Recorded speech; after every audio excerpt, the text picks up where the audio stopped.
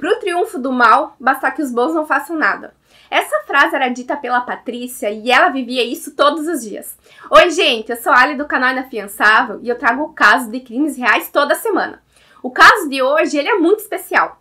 Preparados? Então, vamos pro caso. Esse ano completou 12 anos da morte de uma pessoa que fez muita diferença no judiciário brasileiro. E eu tô falando de uma mulher que tinha 3 filhos, que ela era linha duríssima em aplicar a lei e mesmo com muito medo, ela não deixou de fazer o que ela acreditasse que fosse certo.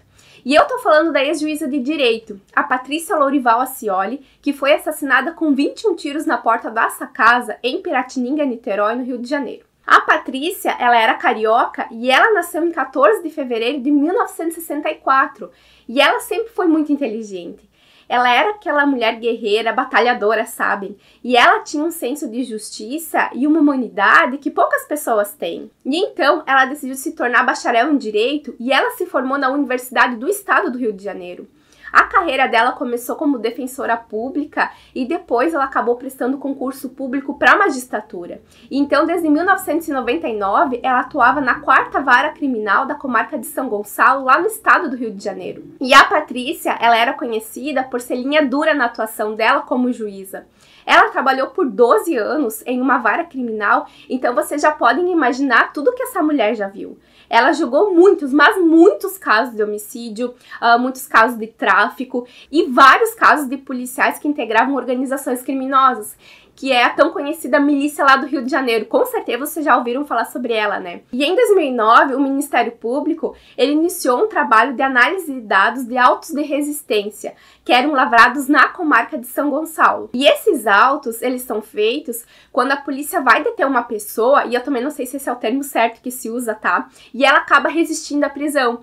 Então é autorizado por lei que se usem meios necessários para se defender ou vencer a resistência, mas tudo isso sempre deve ser documentado e justificado. Não é simplesmente tu usar força física ou algemar alguém do nada. E sobre isso também tem uma coisa muito importante que eu tenho para falar para vocês. Existe uma súmula vinculante que fala sobre isso, que diz que só se pode algemar uma pessoa se ela representar perigo, resistência ou risco de fuga. E um parênteses aqui é que súmula, ela é um conjunto de decisões de um determinado tribunal. E a súmula vinculante, ela só pode ser de decisões do STF. E é vinculante porque o nome já diz, ela acaba vinculando os outros tribunais, tá? Mas voltando pro caso, não é simplesmente tu prender uma pessoa sem mandado judicial ou sem uma situação de flagrante, porque o policial simplesmente quer.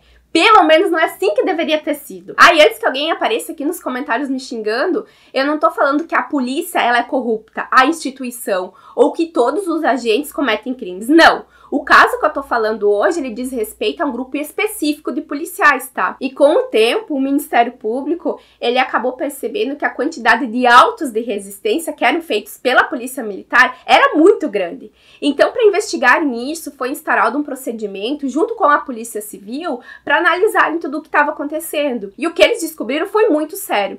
Eles viram que tinham vários abusos, tinham muitas irregularidades de ações policiais, e isso acabou gerando, em um primeiro momento, 50 denúncias contra policiais. E a denúncia acontece quando o Ministério Público instaura de fato a ação penal e dessas 50 denúncias, 10% dos policiais investigados pertenciam ao 7º Batalhão da Polícia Militar do Rio de Janeiro.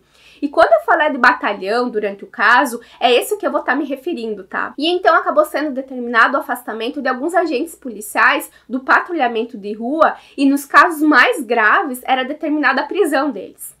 E a pessoa que era responsável por, como eu posso falar para vocês, deferir esse pedido de prisão, que era feito pelo Ministério Público, querem aceitar ou não ele, era a Patrícia, que era a juíza responsável por isso. E então, para mudar isso, ela junto com o promotor de justiça e os comandantes do então batalhão, eles começaram a fazer algumas reuniões para ajustarem algumas condutas. E o que eles mais queriam era que tivesse o devido cumprimento da lei e que os locais de confrontos, eles fossem preservados após o crime, para que fossem feitas as investigações e as perícias e assim descobrirem o que de fato tinha acontecido. E acontece que essa notícia, ela chegou nos ouvidos da imprensa e foi publicada na mídia em um jornal de grande circulação lá do Rio de Janeiro, que chamava esses policiais o Batalhão do Gatilho. E isso foi um estouro na época. E o que acabou acontecendo foi a exoneração do atual comandante, sendo nomeado para o cargo, acho que em outubro de 2010, o tenente-coronel Cláudio. E o Cláudio que eu vou me referir ao longo desse caso é esse, tá? Que assumiu o comando do 7º Batalhão. Só que o Cláudio, ele era complicado. Ele não comparecia nas reuniões que eram marcadas, e um depoimento de um subordinado, eu também não sei se essa é a expressão certa para se usar dentro da polícia, ele falava que essas reuniões eram uma palhaçada e que os autos de prisão, eles eram legítimos e que estava tudo certo com eles. Mas continuaram surgindo esses casos de resistência, até que no dia 24 de janeiro de 2011, a Patrícia, ela acabou decretando a prisão preventiva de um major, que era chefe do serviço reservado P2 e de outros policiais ali do batalhão. Olha no poder que essa mulher tinha. Aí o Cláudio, ele teve que conversar com a Patrícia. E ele pediu para que fossem revogadas essas prisões dos seus colegas. Ele pediu para que eles fossem colocados em liberdade, porque segundo ele, não existiam razões para manter a prisão deles. Mas ela não fez isso. E ela sabia o que estava acontecendo. Dentro do exercício da magistratura, ela irritou muita gente. Ela tinha uma visão mais conservadora das coisas e isso fazia com que ela tivesse um posicionamento mais rígido. E ela fez muita inimizade nesses anos todos de atuação dela. Por conta disso, por muito tempo, ela teve escolta policial e no dia 31 de janeiro de 2011, poucos dias depois dessas prisões que eu acabei de falar para vocês, a pedido do comandante-geral da Polícia Militar, o Coronel Mário, foi solicitado a remoção dos policiais que faziam a escolta dela, porque segundo ele não tinham policiais suficientes para outras operações que precisavam.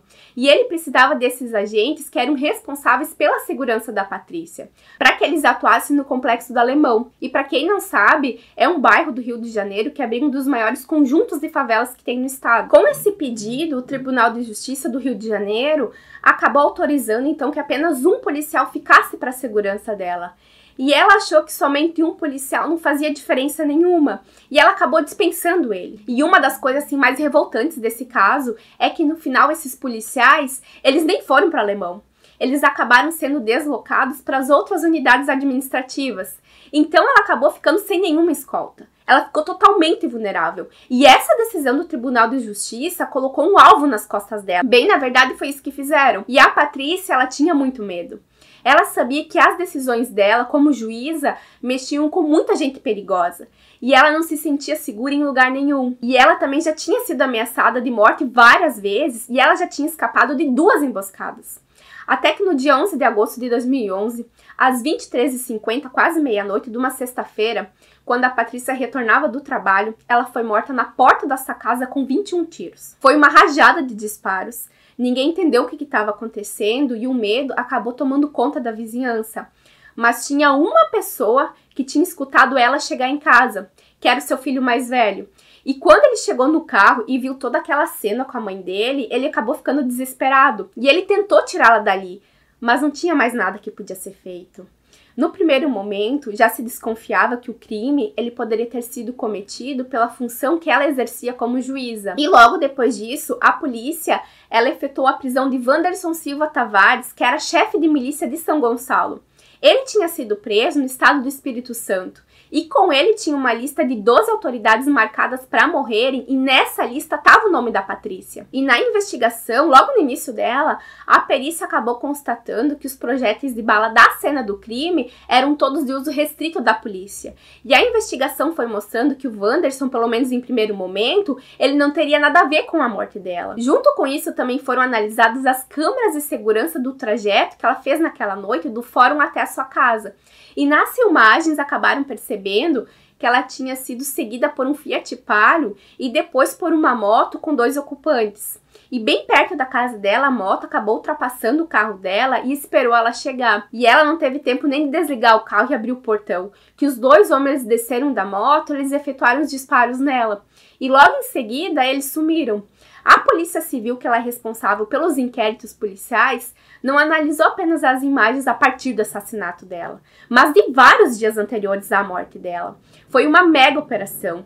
Esse caso, ele foi muito discutido justamente pelo cargo que ela ocupava e pela atuação exemplar dela como juíza.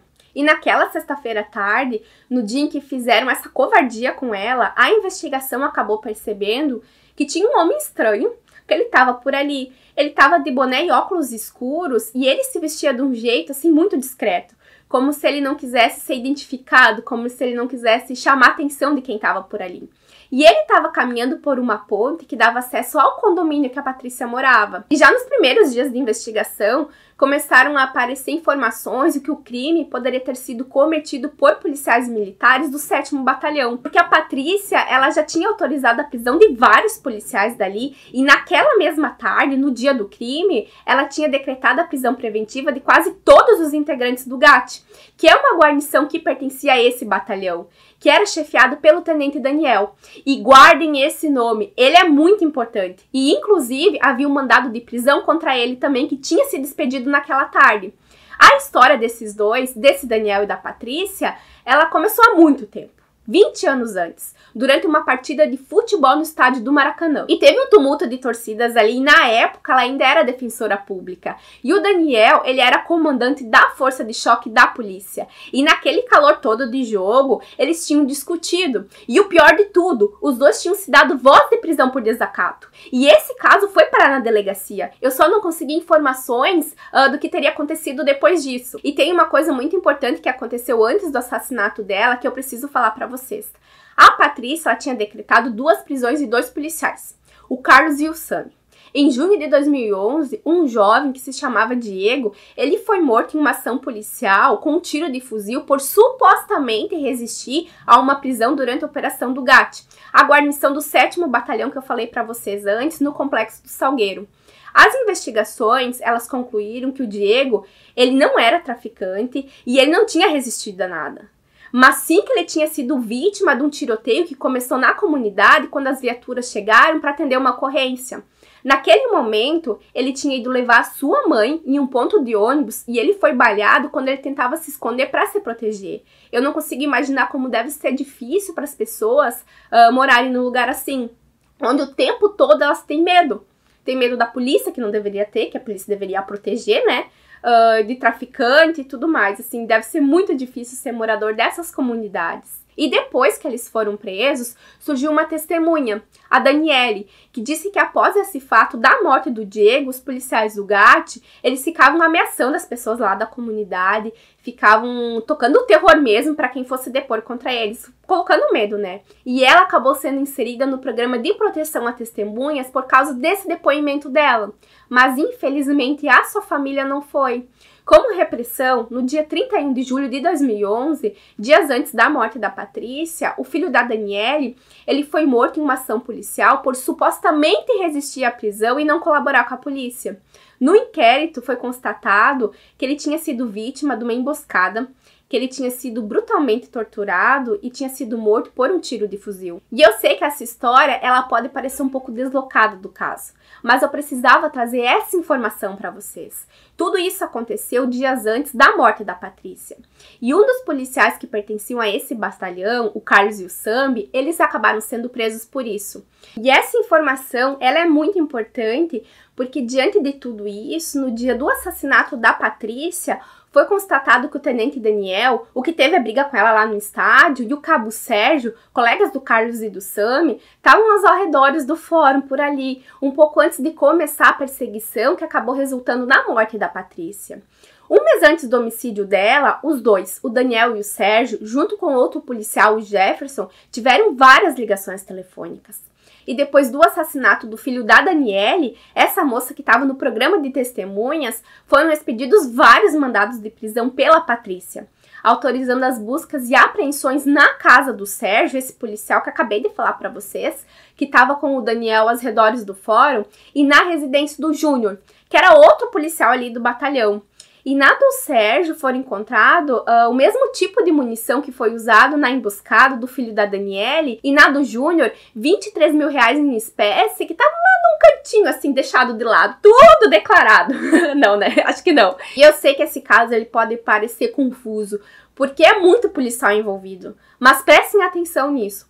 Depois de tudo isso, teve uma testemunha que disse que a Patrícia, ela estava com medo do Cláudio, aquele tenente-coronel que não comparecia nas reuniões, que eram marcadas por achar que tudo era uma palhaçada, lembram?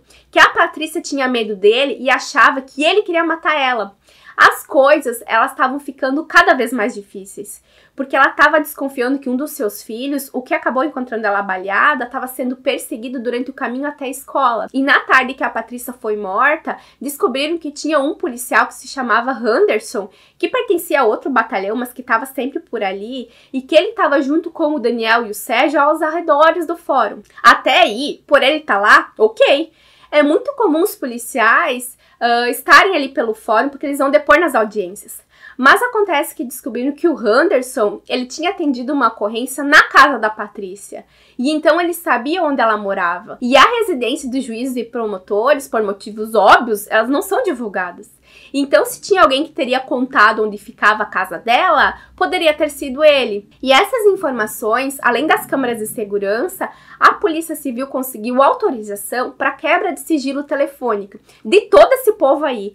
E assim, eles conseguiram ver que tinham diversas ligações entre esse grupo e ainda dava para ver a localização deles pelas antenas do sinal dos celulares. E eu sei que vocês devem estar pensando que isso é muito amador, que por serem policiais experientes, eles não levariam o celular junto para descobrirem a localização deles. Mas acontece que isso na época era inovador e não se faziam investigações assim. Até então, essa tinha sido a investigação mais complexa e mais moderna do Rio de Janeiro. Depois dessa, só teve a do assassinato da Marielle Franco, que foi alguns anos depois. E além da localização das antenas, foi possível fazer todo o trajeto deles, de cada um. Eles verificaram que entre o Cláudio, o que achava uma palhaçada as reuniões, e o Daniel, que brigou com ela no estádio, foram constatadas 400 ligações telefônicas entre o dia 18 de junho até o dia 13 de agosto, que seria 2 dias depois do assassinato dela. E foram descobertos diversos crimes nessas ligações, tá? Que envolviam mais policiais daquele batalhão. Inclusive, descobriram também que tinha alguns agentes que pertenciam à milícia e que também acabavam cobrando valores de alguns traficantes para fazerem vista grossa para o tráfico. Esse tipo de coisa. E foi descoberto que os policiais, eles ganhavam em torno de 12 mil reais por semana, meados 2010, 2011. E esse dinheiro, ele era dividido entre esse grupo de policiais, do 7º Batalhão. Esse que eu falei para vocês até aqui. Eles eram membros de uma quadrilha que hoje, na verdade, se chama Associação Criminosa, que praticava extorsão, sequestro, peculato e vários homicídios. E a lista de crimes dele é gigantesca. Sabe aquele ditado de quanto mais tu fuça, mais tu acha? Pois é, bem nesse sentido aí.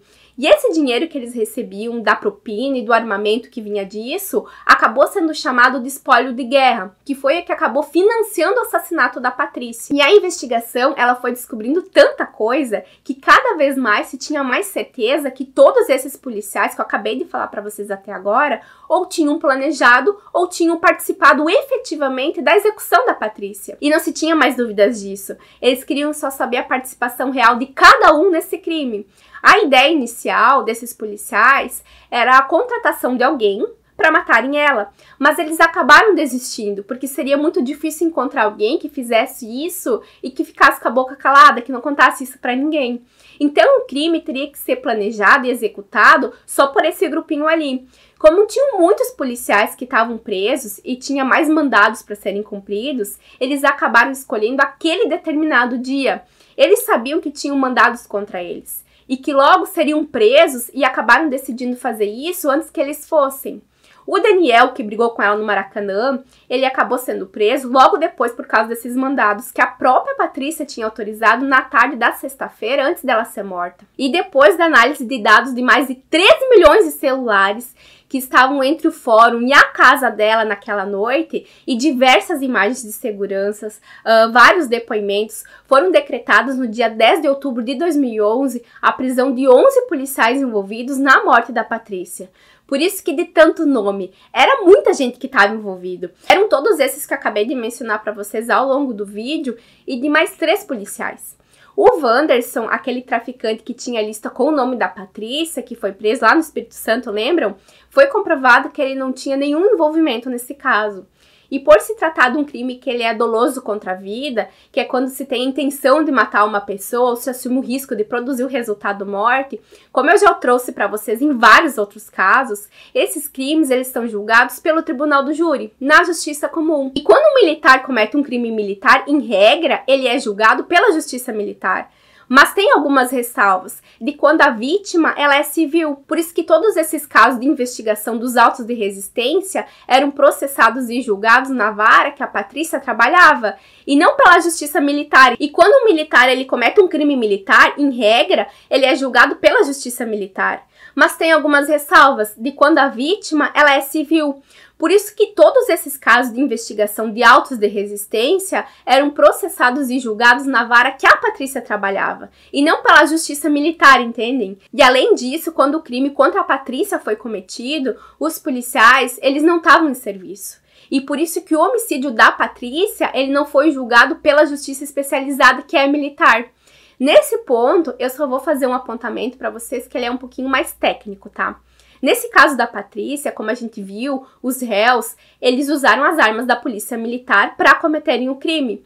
Mas isso faria com que o caso fosse de competência da justiça militar até 1996, sim, mesmo que eles não tivessem em serviço.